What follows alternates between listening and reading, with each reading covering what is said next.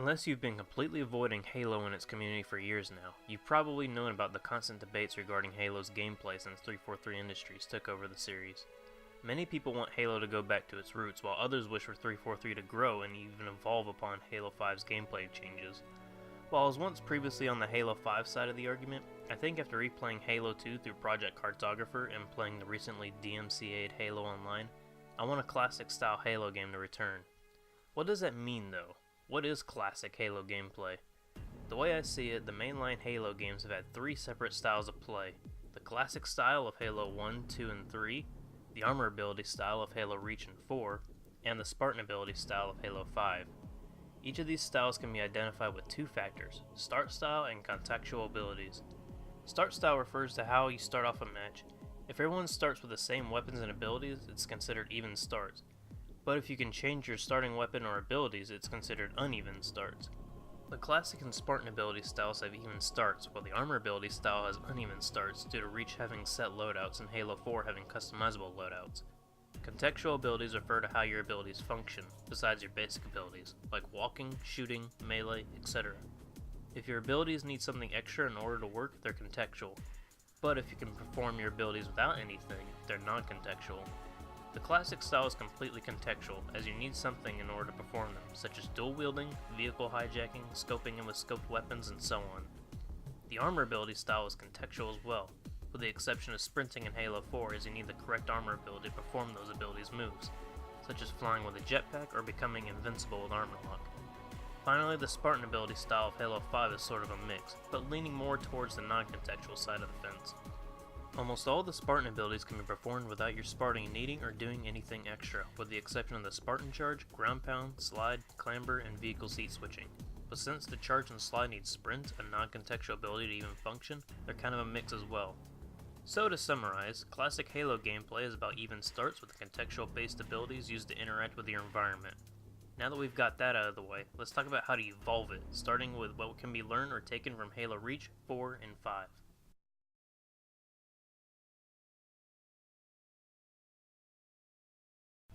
Starting off, I would just like to say that this hypothetical new classic Halo game would be built from Halo 3's base, so everything you had in Halo 3 would carry over to this new game. There are two elements from Reach and 4 that I would like to propose for this new game: assassinations and armor abilities. Assassinations are the obvious choice here, as they don't really negatively impact gameplay and it follows the rules of classic Halo gameplay established earlier. Armor abilities need a bit more explaining. While I like the concept, I want them implemented in a different way than they were in Reach and 4. Rather than spawning with these abilities, you should be able to find them on the map, and rather than having recharging energy bars, the energy they use should never recharge, meaning that you can only use them so much before they run out of energy and are unusable. You might say this makes them too similar to equipment, but the two differences would be that the energy bar that they have, and the armor abilities affect your Spartan directly, unlike equipment, which are one-time use items that you throw into combat. Some good pre-existing armor abilities for this style could be Sprint, the Jetpack, Promethean Vision, the Hard Light Shield, and the Thruster Pack, just to name a few. Some other armor abilities could be reincorporated as equipment, such as the Hologram, Sentry Turret, and Regen Shield. I think most of the new mechanics and abilities introduced in Halo 5 need to go if you want a more classic style Halo game. But there are three things Halo 5 did that I would like to see incorporated in this new game. Firstly is vehicle switching. This one's a no-brainer to me. It makes switching seats way faster and more convenient. Next is incorporating Halo 5's new power-ups. I think the power-ups in Halo 5, the speed boost and damage boost, should come back because they were fun to use and you could really change up the action with them. The final thing I want from Halo 5 in this new classic Halo game would be the Ground Pound. The Ground Pound follows the rules of being a contextual ability, as you have to be airborne in order to use it, and it being something everyone spawns with. Plus it's a fun ability to use. It's similar in a lot of ways to assassinations if you think about it. It's a melee-focused one-hit kill move that requires a player to know when best to use it, and it feels great to pull off. If people dislike it as a default ability, maybe change it in equipment somehow. The Concussive Blast ability from Halo Online could be one way to work into equipment, with the regular blast being something performed on the ground, and the Ground Pound being the aerial action of the equipment. Finally, let's talk about a new idea I had in mind for this game.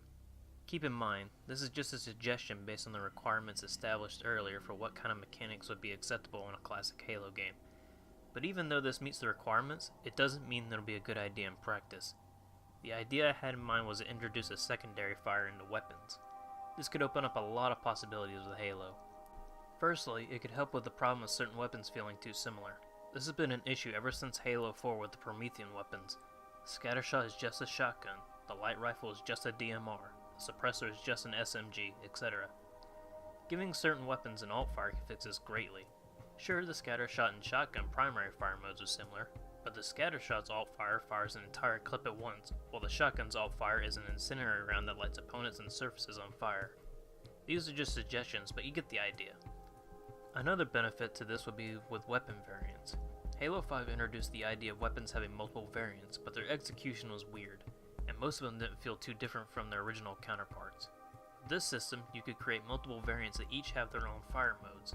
For example, one version of the energy sword would give you a move that will slow down your movement but allow you to block shots coming your way, while another variant could give you active camo for its alt-fire. Something to keep in mind is that not every weapon needs an alt-fire mode.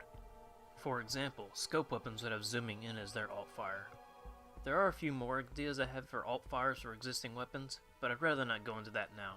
Maybe for another video.